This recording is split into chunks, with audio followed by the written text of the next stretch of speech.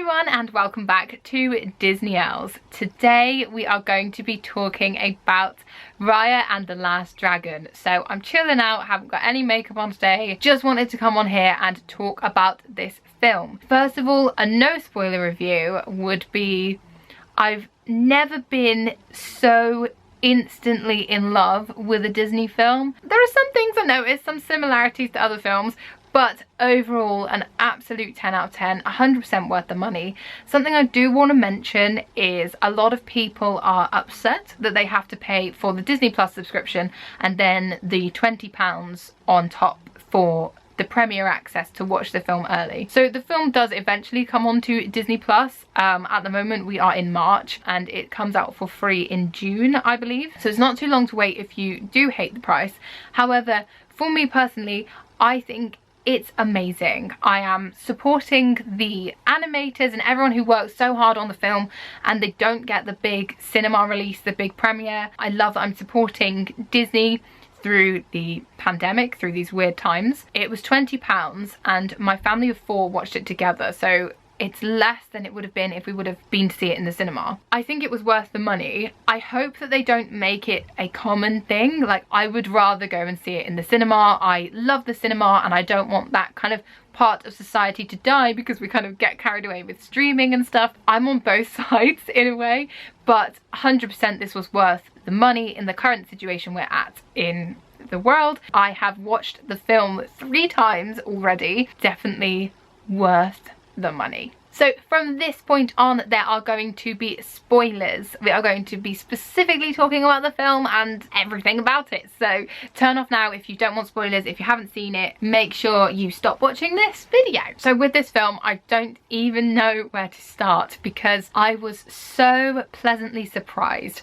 When I saw the first trailer for this film, I thought, I think I'm gonna like it, but I wasn't completely like, wow, I'm gonna love it, it's gonna be amazing. I was excited but cautiously excited. The other little trailers kept coming out and I thought, I'm really gonna love this film. So I did end up having really high expectations and I'm so happy to say that those expectations were not only met but they were exceeded. It was so good. The first thing I want to talk about is the fact that there are no songs.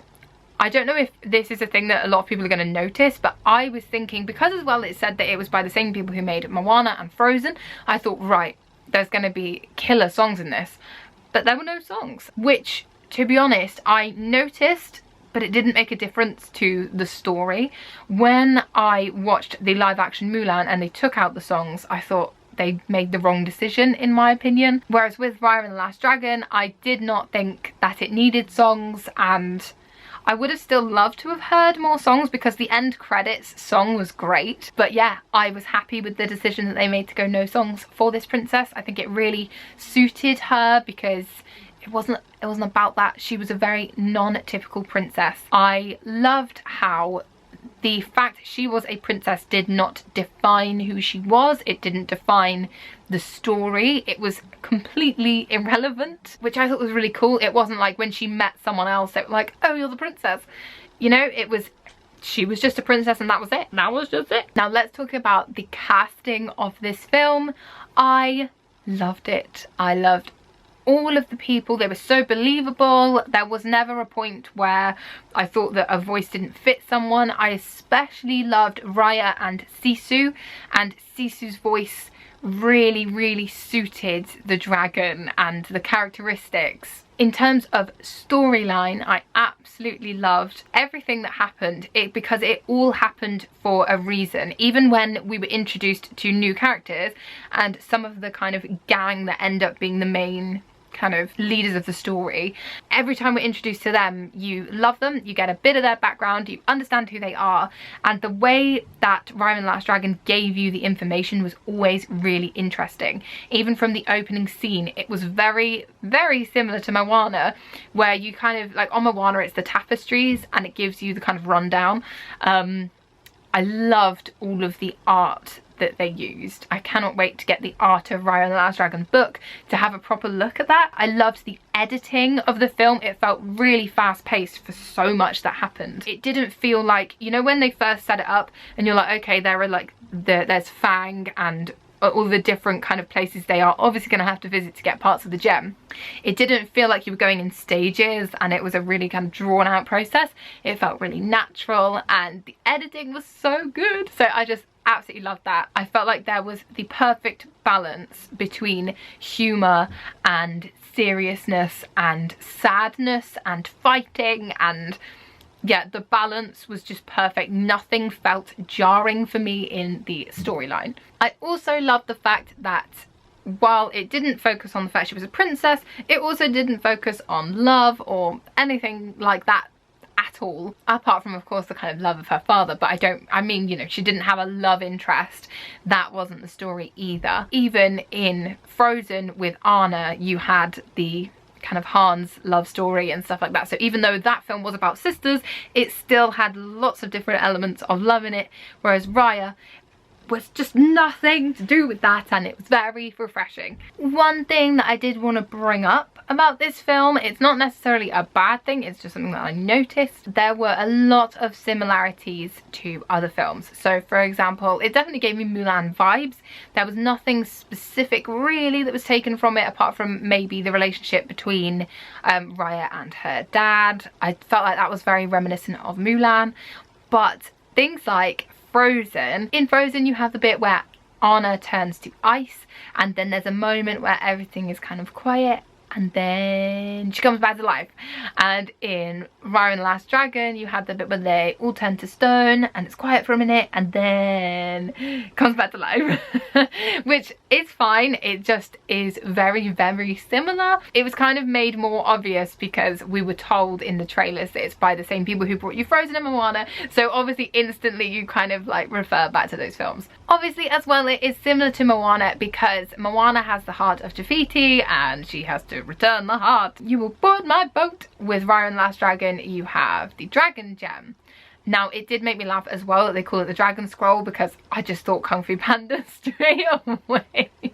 The Dragon Scroll. So there were definitely similarities to other films, but not necessarily a bad thing, because I feel like this film did it in such a great way. It worked because the story and the film and everything about it was so strong. I also got Frozen vibes when they found the shipwreck and just little things that just made me think about the other films, but not necessarily a bad thing because I love all of those films. And Moana was my favourite princess. Now I am very concerned that Raya is really up there now. That's why I said was. I still think Moana's my favourite, but I'm not sure. I need to give Raya and the Last Dragon more time, but this is definitely one of my top films. I haven't felt like this about a film in a while. I think this is the best one that has been released since Onward and Frozen 2, that kind of era last year. This, I instantly went on to Shop Disney and bought the remaining plush. So I bought these before. There's a Shop Disney UK haul, which they're all in, which you can go and watch. But these are the ones that I chose to buy because I thought they were different and cool. And now I've had to go back and I bought Boone and Raya, the soft toy dolls. And I've also accidentally bought the mug, which is of these three. And it's this mug and they're like stacked. It's beautiful. And I also accidentally bought the ridiculously overpriced £56 limited edition pin. But I had to because I'm invested, and so what do? I invest. I loved how it all accumulated to the end where they all come back from stone. They all have had a part to play in bringing it back. I loved how when Raya sees her dad again, she brings Sisu, beautiful moment, and all of the ones who have helped her step forward from the different kind of like fractions from the different factions. So it's not the old leaders who have like come back from stone, it's actually the new ones who have helped to bring the gem together. So I love that. Also, Tuk Tuk is so cute. Can we just talk about how cute? I also loved when all of the dragons came back at the end. Honestly, it made me so happy. Oh, that is my one little thing, is I really would have loved if some of the other dragons spoke. I found it really weird at the end that Sisu's the only dragon voice we hear. I just would have liked if maybe the kind of big brother, like I think his name was Pengu, but I'm not gonna lie, I did laugh a bit because it made me think of Pingu, the penguin. Anyway, I really wanted the older brother dragon to say to Sisu, like, you know, well done kind of thing, because you know how she kind of says that she was sort of the inferior dragon. It just would have been nice for her to get that recognition from her big brother, who she clearly loves and looks up to. So that would be my only thing. I wish they would have said something at the end. They sort of didn't need to. They did revive Sisu from the water. I also loved how unpredictable it was. I never thought that it would be a situation where Sisu would literally like fall in the water and die. I loved how it wasn't quite Raya's fault, but it sort of was. I really liked that sort of misstep, and it threw me off. I didn't feel like this film was predictable, which I really, really love, because it's difficult, because I constantly try and work out what's going to happen and who's going to backstab who and all of that. So I do think they did really well at kind of misdirection and leading me somewhere I didn't expect to go. I also just loved the way it looked on screen. It was all visually pleasing. The kind of colour palette was amazing. You know, I'm not a film critic. I just needed to tell you all how much I love this film. So I'm sorry if this wasn't particularly informative. I just want people to know how good this film was. So myself and my husband, still weird to say, watched this together. We are both 24. We watched it with my mum and my dad, and they're both in their 50s, and we all loved it. So I think that shows you how kind of universally amazing this film is. And it's been an absolute pleasure to be able to watch it in lockdown, and I loved it. I just thought it was so good. I had tears in the middle. I cried a lot at the end. I was helpless. It was beautiful. So those are my thoughts on Raya and the Last Dragon. Let me know what you thought of this film down below. I can't get over it. I'm not over it. You know when like you're young and you have a film that you obsess over and you want to change your whole room to theme around that film? That's how I currently feel. Like, it's kind of like how Frozen Fever was, do you know what I mean? But yeah, I absolutely love this film. And I feel like this is going to be a proper classic. And I hope that she has added to, you know, like they have all of the classic lineup. And you kind of have Mulan, Sleeping Beauty, Cinderella, that lot. Please add Raya to that lineup, because that film deserves it. So thank you so much for watching. Please subscribe for more videos, and I will see you very soon.